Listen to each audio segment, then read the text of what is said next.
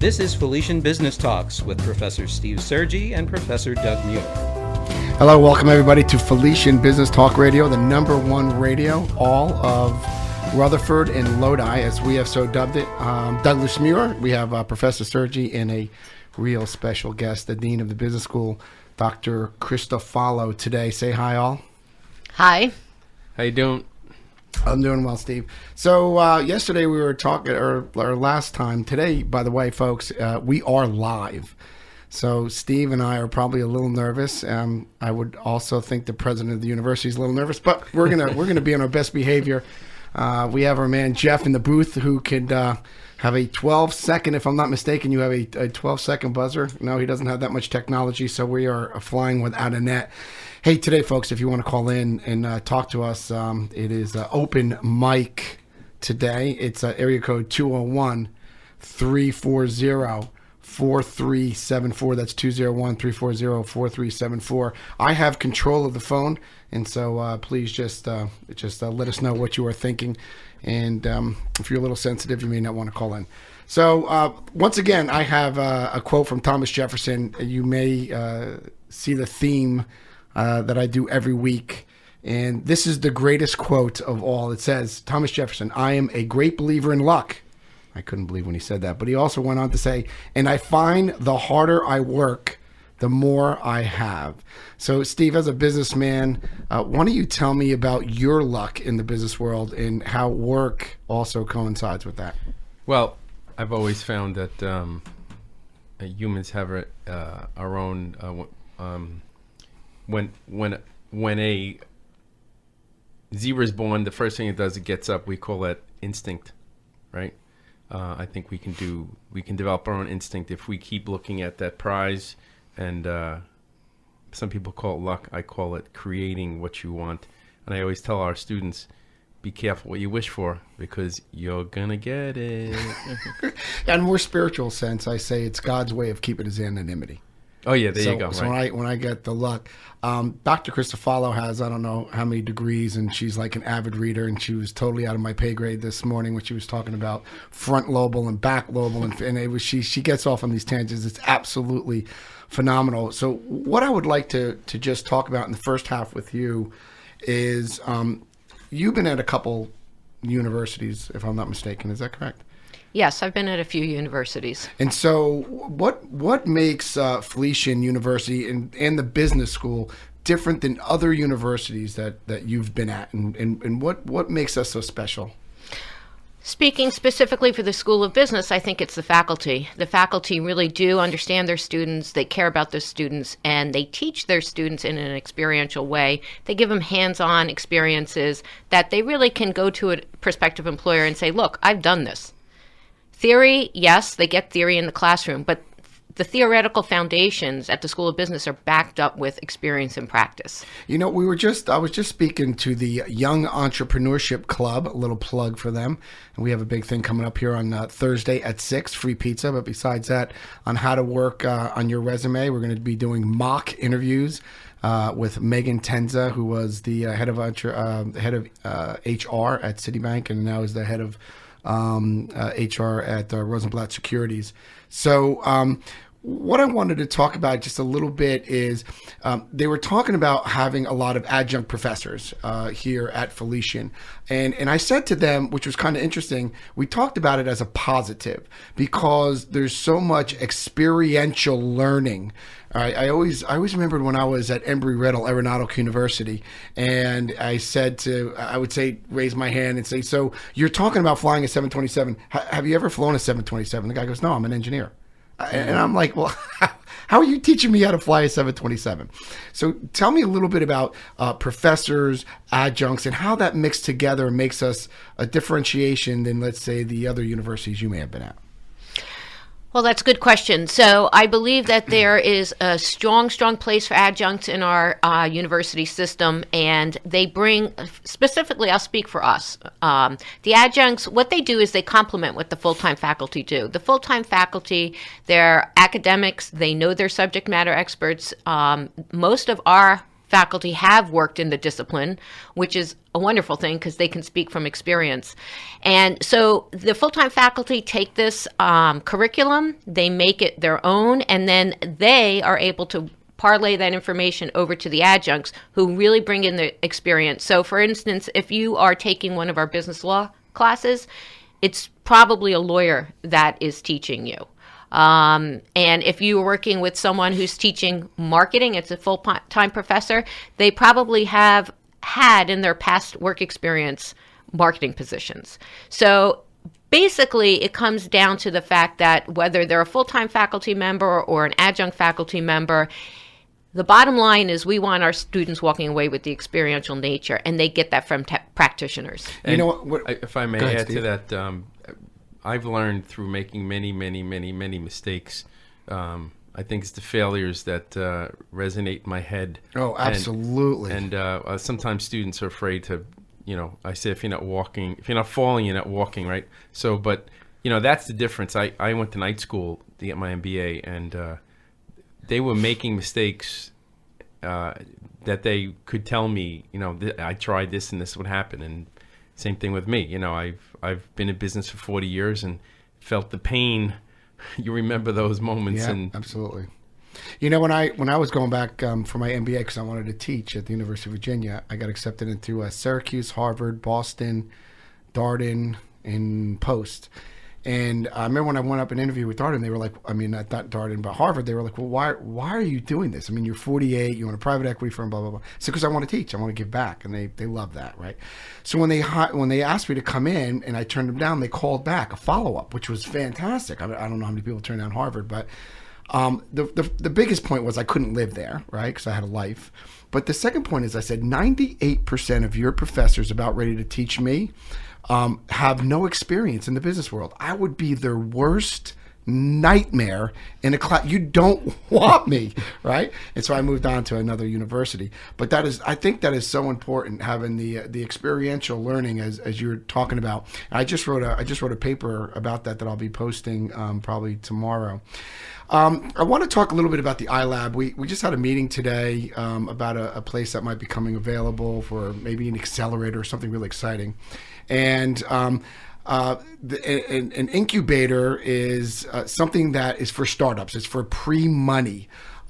We've been building this, and Dr. Christofalo, I'm not sure if you had a chance to go up there, but I was up there this morning just looking at it and dreaming and touching it and swimming in it. I just love it.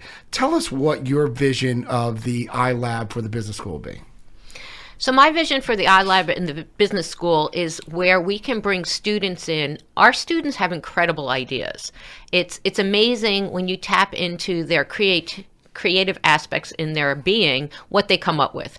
And in order for them to really understand how they can generate true ideas and prototypes off of those ideas, you need to be able to give them the space and the opportunity to learn how to do it. So my vision for the iLab is to take these students who have all these ideas in their head and let them be mentored and taught and work through the process of getting that into what eventually would be a successful business. And we need it to be known also that faculty is more than welcome, Professor Sergi, that people like you and other professors here who've always had these great ideas and like, well, I don't have the time, I don't have whatever. Now that they have a place to go. So we want to make sure that all of the academics out there at Felician University and also the admins, if you have an idea, please come to our pitch night. What have you been seeing as far as entrepreneurship building at Felician University, Professor Sergi, since you've been here 5 years, 6 years, or whatever?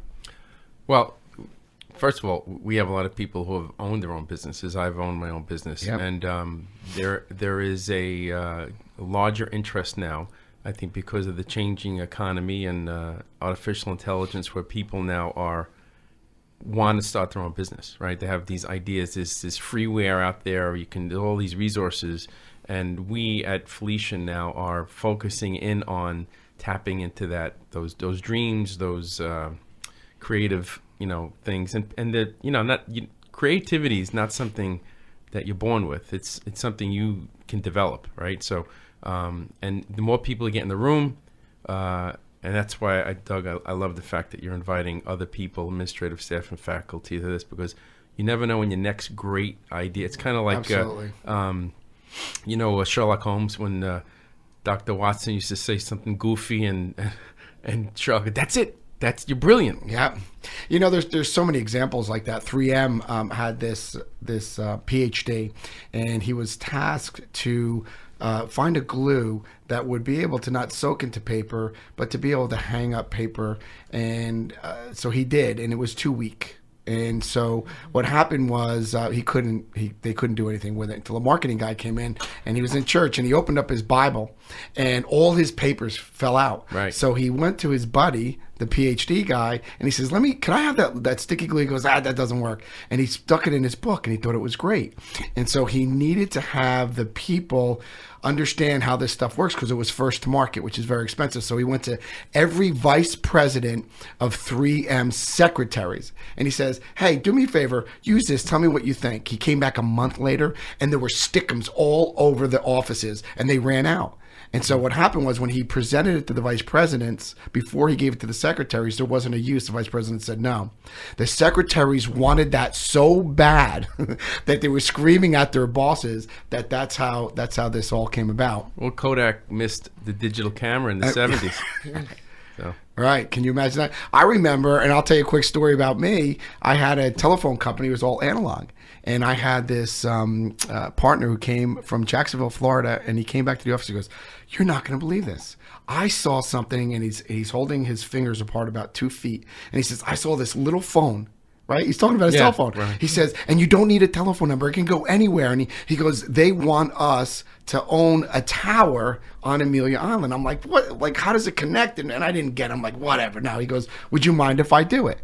It was the cell tower. It was a cell phone. And he's a quadrillionaire now. Right. So I can't tell you how many of these opportunities I've lost because of just closed-mindedness. And so, well, just one more story. There was an actress in 1942. She came from Austria, and she was I forget her name, but she created Wi-Fi. Really? Yeah. She created Wi-Fi, and she went to the Navy because that's the way they used to guide the torpedoes. And the Germans were cracking into our single frequency radio transmission. She came up with Wi-Fi, which is like 5 different changing frequencies, and they said, go back to acting, we'll take care of this stuff. But I forget her name, but if you look it up, she comes up. That's great. Folks, once again, our telephone number is 201-340-4374. That's 201-340-4374. If you want to give us a call here on Felician Business Talk Radio. We are here with Professor Sergi and Dr. Christofalo, the Dean of the Business School, who is now going to tell us what is the future of education. Dr. Christofalo, before you say that, our engineer just told us Heidi Lamar. Heidi Lamar was the Heidi actress. Lamar. You got Lamar. That. See, having Jeff in that booth over there is really good. He's good. Right on. I was trying to look it up. I didn't get it. Nice job, Jeff. And he can't even talk back to us. Thank goodness. My other producer was AJ in Jacksonville. He was able to tell me some snide remarks. But anyway, I've been with you on a couple meetings with other university provosts and presidents, and it's just amazing when you guys get together and talk about the future of education. It's really, really exciting. Getting the first push is going to be really tough. But what do you see the future of education right now as we have it in America? So I think education has been evolving and changing, maybe more slowly than other areas. And I think it's at a crucial turning point right now where it either is going to move forward with and give people what they need, or it's going to fall behind. And part of that is, being able to offer people just-in-time learning. So when I say just-in-time learning, it's something that, because things are always changing and evolving so quickly today, more so than they ever had, people have to learn all the time. Education doesn't end when you get your first job. It certainly doesn't end when you get your second or third job. It's continuous. It doesn't end. So I think the future of education is a number of things. I think it's the way we know education traditionally, but I think it's a lot more than that. And I think part of what we're hearing about now is credentialing, badging, just-in-time learning. And what that is that it's these learning opportunities for people, whether they graduated college or they're in college, that allows them to complete some intense learning in a short period of time. So I give credit to Felician University because we are in the process of creating that type of learning. We're rolling out a number of certificates, but those certificates also embed other industry certificates in them. So when you are, say, an adult student and you are trying to complete a bachelor's degree while you work full-time and while you have small kids at home, it's difficult and sometimes you have to stop out. And so you have accumulated these credits, but you're stopping out, there's nothing there. You have nothing, right? So what we're doing is building a program for adults that allows them to complete these various credentials on their way to completing their bachelor's degree. And I'll use myself as an example. I, obviously have a doctoral degree, and I recently completed a certification at Stanford University. I'm going to complete another certification at Portland State University, although online. I'm not going to fly out to Portland State University. So it's continuous learning. It never ends. And educational providers need to have the ability to give students the learning opportunities where they need them, when they need them, and how they need them. Folks, we are here with Dr. Christofalo, the Dean of the Business School, and Professor Sergi, who's been here for quite some time. You are on the Felician Business Talk Radio. You can call in 201-340-4374. That's 201-340-4374. We will be right back.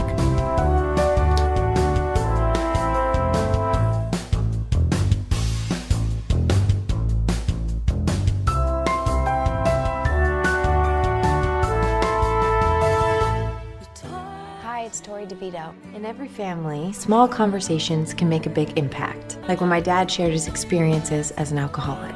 Your honesty about that part of your life gave me a sense of integrity that I wanted to uphold in my own life. I wanted you to know, from someone who's been in recovery more than 30 years now, that hard work is what creates success, not alcohol or other drugs. I said it a lot, and I'm glad you took it to heart. Talk, they hear you. For more information, visit underagedrinking.samhsa.gov. Ladies and gentlemen, welcome back to Felician Business Talk Radio. I'm Professor Muir here along with Professor Sergi and Dr. Christofalo of the Business School. We just read off our Thomas Jefferson quote, "I'm a great believer in luck, and I find the harder I work, the more I have." And I just, I can't agree with that more. Dr. Christofalo, you have a lot of letters at the end of your name. How long did you go to school for, actually? And what do you do to continually keep up with your profession? So I did do the traditional college route when I was an 18-year-old. And after that, I went into the workforce. I was working for a Fortune 500 company in the area of corporate education. And then after that, I did move to higher education. In between that period of time, or during that period of time, I got my master's degree, and then I got my doctorate. Why did you go for your doctorate? I went for my doctorate. That's actually a very interesting question. Not too many people ask why, and I'll tell you why. I went because I had just entered higher education, and I figured I loved school. So I figured, all right, if I'm in corporate education, I don't need a doctorate. And at that point in time, I really thought I'd go back to corporate education. Earned a lot more money back then. But I figured, so it can't hurt me if I go back to corporate. I just wouldn't put it on my resume because they really don't look at that as a plus. But if I wanted to stay in higher ed, I needed it. So at that point in time, though, I had no intention on staying in higher education. And I completed it anyway, simply for my love of learning. And I saw the first student that really struggled in school. I worked with a lot of adult students graduate during the period of time that I was working on my doctoral degree. And that made me say, what I'm doing is really making an impact on their lives. And that was the trigger for me to stay. And so how I stay current is I read all the time. And I read a lot of journals that relate to my area of specialty. I read a lot of books that relate to higher education administration. I read a lot of books on leadership, management, organizational theory, and design. So that's how I stay, in the keeping up with the trends of my career and my area of specialty. But I also do take formal educational opportunities whenever they're presented to me. Like I mentioned, I did the certificate last 2 summers ago at Stanford University, and I'm going to do another one. And I think that anyone out there who really embraces learning will develop a love of learning. You know, when I went back to school, I went back for my MBA because I wanted to teach. I wanted to give it back. And when I went back for my MBA, it was amazing how much I did not know about business, or how much I was forcing square pegs into round holes when there was actually academic stuff that I could do to make it flow a lot easier. And I became so much better as an entrepreneur. So, Professor Sergi, what is your story about education? Well, I just want to say, if you think you're perfect, you'll stay that way the rest of your life. So when I got out of high school, I got my degree in electronics, and I never wanted to go to school again. I hated it. I didn't like studying or doing homework, and I started working. And the following summer, I kind of missed learning, and I enrolled in Queens College in an economics class. It was non-matric, and my boss said, "Are you going to go for your degree?" I'm like, "No way." He says, "Well, you go, I'll pay for it." He goes, "I want you to run my company. I want you to run my company in 10 years. I thought he lost his mind, but because we were a very small company. So I couldn't walk away from that. You know, I still paid for books, everything.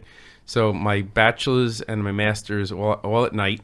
And in 10 years, he grew from a $1 million a year business to a $50 million a year airline services industry that we did Time, Newsweek, and all sorts of periodicals. Did you watch that growth? Were you there for that growth? Oh, yeah. I was there 25 years. I started when I was 15. Wow. And I didn't know that. Dan Lehner, brilliant guy, in-flight newspapers. He had great vision, and he saw something in me. Thank goodness, because I really didn't have a mentor. But another anecdote I say is checkers and chess. That's the difference between not being educated and being educated. You know, checkers is a very single-dimension game, where chess is very thoughtful. And the more you learn, the more you realize how much you don't know. Yeah, no, I agree 100%. You talked about mentorship. How big was mentorship for both of you? We'll start off with Dr. Christofalo. Who was your mentor in education? Well, I think my father was my mentor in education. He really showed me that anyone can learn under any circumstance. And so I always took it to heart, knowing that if I just put the work into it, I could do it. Yeah, and I agree with that 100%. What about you? Well, I was first generation, so my parents Me too. they still don't even know what a PhD, MF, they don't have any clue what degree I own. So Danny was the mentor. He was 7 years older than me, and I think the universe put him in my life, because without him, I don't know where I'd be. But he really lit a fire under my butt. You know, no relationship at all, just guy I was working for. Yeah, mine was Alan K. Jean, and he looked like a bum. I mean, you'd give him $2 if you saw him walking down the street. He went to Yale Law School. He camped out on the front lawn from 1967 to 69, protesting the Vietnam War. He was just this crazy guy. Bought this, started practicing law, hated it, bought this little house, flipped it, and now he owns half of Charlottesville, 3/4 of San Francisco, and some of Maui. And he was just such a great mentor with me. And I remember I would fight with him on stuff, but he always said to me, "Son, you have to know the numbers. And I'm drilling you, you don't know the numbers." I'm like, "I'll hire somebody." He goes, "No." And I remember when I started my first company and someone was stealing from me and I didn't see it. He goes, "Someone's stealing from you." And I found out that person was stealing, and he didn't know the numbers. Yeah. Right? Yeah. Go ahead. Well, I actually had 2 mentors, so let me just add in the second mentor. So the first mentor for learning was my dad, right? He came to this country not speaking a word of English and wound up with a 4.0 in both high school and college with a degree in chemistry. So he showed me that you could do whatever you wanted to do. But as far as I believe everyone should have a mentor in their work life as well as in their school life and their personal life. That mentor was somebody by the name of Dr. Brian Grigsby, who's actually the president at Moravian College right now. He taught me so much about higher education administration. This is a guy with a PhD in medieval studies who knows the business world inside and out, both through continuous education, and he is a huge reader. And so you asked me, how do I keep up? One of the ways is he's still my mentor, and he sends me reading material all the time. All right, so I'm going to ask this question to both of these professors, especially Dr. Christofalo, who reads like a book a day. And is there a difference between reading or listening to a book when I drive into school? So for me, there is, because I am not an auditory learner. So it depends on your learning style. Oh, okay. So it's not a bad or a good thing, because No. people say, you got to read, you got to read, you got to read. But I just I'd like to say I don't have the time. That's just such a bunch of not true isms. Well, you and I are cut from the same. So boat what do to you climb. do, Steve? I What do you listen. I can't. Yeah. I'm a visual I want to listener. shake the person's hand who came with word. Audio. Word. You Audiobook. can. It's you can have word read back to you from your computer. Yeah. Wow. Yeah. And there's also another app I just got. Let me look at it here. But it reads anything, any PDF. You're such a gadget guy for an old man. Well, yeah, that's true. But I got my degree in electronics, so. Oh, that's true, too. Voice Dream. It's a $14.99 app, but it will read anything you put in there. PDF, anything, books. Yes. You always got buzzers and whistles and chimes going off. What is that? Is that your watch, or what is that? I'm a gadget guy. You are a gadget guy. The American education system, as you all have been in a lot longer than I have, is broke, as I've heard many people say. Why do you think we can't fix it when we pay more money per student than any other country? And I'm going to give that to Professor Sergi first. Well, I don't think it's totally broken. I think there's a lot of good parts of it. Mm-hmm. We as a culture in the United States, relative to other countries, do not put a real high priority on teaching and getting students able to have access to really good education. Believe me, I think it starts in grammar school, pre-K. There's some places you grow up, you're not going to get the education. It's a zip code thing, right? So does it start off with the parent, the teacher, the school system, or the student? I think it starts off with the culture of an educational. I mean, we pay taxes to live in an educated society, right? Yes. And I want to grow up with my neighbors' kids, being very successful and educated. I don't think we, as what happened in Arizona, where all the snowbirds were going there and voting down all the tax bills for education because their kids weren't in the state, right? So, yeah. So now they fixed that now. Right. So, but we have to allocate more resources. Education is something. It's a mindset, and I think we're developing a different attitude towards it, because artificial intelligence is going to take away a huge part of the unskilled labor. Truck driving, retail, checkout. You have to have some kind of, I think the most important part about education now, with what's happening with technology, is that you develop that lump of gray matter in your head. It's just like a muscle. Contingency thinking, qualitative thinking, quantitative. That's what you got to learn. Not so much your degree, but your ability to think clearly. So, Dr. Christofalo, 30 seconds or less. Do you think the system's broke? Well, I think that, as Professor Sergi said, I think parts of it are broken. I think parts of it work well for people. I think that, learning is fun. And I think I see kids walk in and out of your classroom and your classroom. I'm pointing to both people as if you could see me. And these students are learning, and they are having a good educational experience. So I think that part of it is broken, but the basic piece of mentoring, advising, and teaching is the core to learning. Well, I'd like to thank Dr. Christofalo, Dean of the Business School of Felician University, for joining us today. Thank you so much. Thanks for having me. Professor Sergi. Always a pleasure. Always a pleasure. Once again, you're listening to Felician Business Talk Radio. Professor Muir signing off. You can always call in at 201-340-4374.